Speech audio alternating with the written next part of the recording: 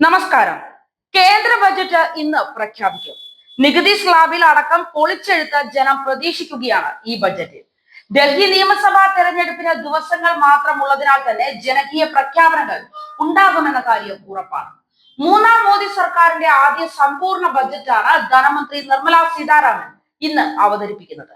രാവിലെ 11 മണിക്ക് ലോക്സഭയിൽ ബജറ്റ് പ്രസംഗം തുടങ്ങും. നിലവിലെ ആദായ നികുതി സ്ലാബുകളിൽ മാറ്റം ഉണ്ടായേക്കുമെന്നാണ് സൂചനകൾ.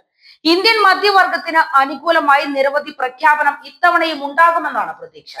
നിലവിൽ 3 ലക്ഷം രൂപ വരെ വരുമാനമുള്ളവർക്ക് ആദായ നികുതിയില്ല. എന്നാൽ ഇത്തവണത്തെ ബജറ്റിൽ അത് 5 ലക്ഷമായി ഉയർത്തണമെന്ന ആവശ്യവും ശക്തമായി തന്നെ ഉയരുന്നുണ്ട്.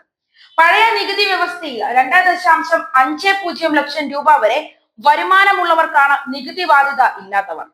സാമ്പത്തിക പ്രതിസന്ധി മറികടക്കാനും വിലക്കയറ്റം പിടിച്ചു നിർത്താനും നികുതിയിലുമൊക്കെ പ്രഖ്യാപനം ഉണ്ടായേക്കാം. കടമെടുപ്പ് പരിധി വെട്ടിക്കുറച്ചതും നികുതിയിൽ ഉണ്ടായ കുറവ് മൂലം കേരളത്തിലുണ്ടായ സാമ്പത്തിക ബുദ്ധിമുട്ട് പരിഹരിക്കാൻ 24,000 കോടി രൂപയുടെ പ്രത്യേക പാക്കേജ് അനുവദിക്കണമെന്നാണ് കേരളം ഉന്നയിച്ചിരിക്കുന്ന ആവശ്യം. മുണ്ടക്കൈ ചൂരൽമല ദുരന്ത ബാധിതരുടെ പുനരധിവാസം, വിഴിഞ്ഞം തുറമുഖം, മനുഷ്യ വന്യജീവി സംഘർഷത്തിന് പരിഹാരം എന്നിവയിലും സഹായം പ്രതീക്ഷിക്കുന്നുണ്ട്. ആഗോളതലത്തിലെ രാഷ്ട്രീയ സാമ്പത്തിക അനിശ്ചിതത്വങ്ങൾക്കിടയിലും ഇന്ത്യൻ സമ്പദ് വ്യവസ്ഥ ശക്തമായ പ്രകടനം കാഴ്ചവെക്കുന്നതായി സാമ്പത്തിക സർവേ വിശദീകരിച്ചിരുന്നു. കാർഷിക രംഗത്തെ തിരിച്ചുവരവും സർവീസ് മേഖലയിലെ വളർച്ചയും സ്വകാര്യ ഉപഭോഗം വർദ്ധിക്കുന്നതും ഇന്ത്യക്ക് തുണയാകുന്നു.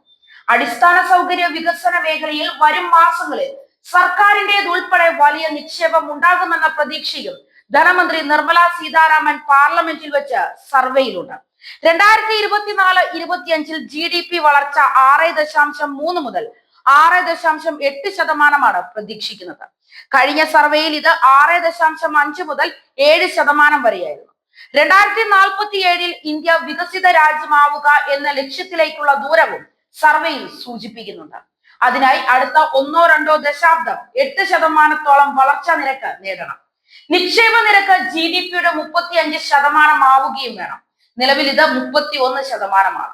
വിദേശ വിനിമയ കരുതൽ ധനം 64,030 കോടി ഡോളർ, അതായത് ഏതാണ്ട് 55 ലക്ഷം കോടി രൂപ ഉള്ളത് കൊണ്ട് 11 മാസത്തെ ഇറക്കുമതിയും 90% വിദേശ കടവും കൈകാര്യം ചെയ്യാനാകുമെന്ന് സർവേയിൽ പറഞ്ഞു. വളർന്നു വരുന്ന സാങ്കേതിക വിദ്യകളായ നിർമ്മിത ബുദ്ധി, റോബോട്ടിക്സ്, ബയോടെക്നോളജി എന്നിവയിൽ കൂടുതൽ നിക്ഷേപം നടത്തിക്കൊണ്ട് നിർമ്മാണ മേഖലയ്ക്ക് കരുത്ത് പകരാമെന്നാണ് നിർദ്ദേശം. ആഗോള മേഖലയിലെ അനിശ്ചിതത്വങ്ങൾ ഇന്ത്യൻ വിപണിയെയും ബാധിക്കാമെന്നതിനാൽ ആഭ്യന്തര വളർച്ചയ്ക്കാണ് ബജറ്റിൽ പ്രാധാന്യം നൽകാൻ സാധ്യത. 2030 വരെ പ്രതിവർഷം 78.5 ലക്ഷം കാർഷികേതര ജോലികൾ സൃഷ്ടിക്കണം. ഈസ് ഓഫ് ഡൂയിങ് ബിസിനസ് പദ്ധതികൾ സംസ്ഥാന സർക്കാരുകളുടെ നേതൃത്വത്തിലാക്കി മാറ്റും. തൊഴിലാളികളെ കുറിച്ച് നിർമ്മിത ബുദ്ധിയുടെ സഹായത്താൽ ഉണ്ടാക്കുന്ന വരുമാനത്തിന് നികുതി ചുമത്തിയേക്കും. സാമൂഹിക സുരക്ഷാ പെൻഷൻ കൂടുതൽ പേരിലേക്ക് എത്തിക്കാനും നീക്കമുണ്ടാകും. നിർമ്മിത ബുദ്ധി, റോബോട്ടിക്സ്, ബയോടെക്നോളജി എന്നിവയിൽ കൂടുതൽ നിക്ഷേപത്തിന് മുൻഗണനയും ബജറ്റിൽ ഉണ്ടാകും.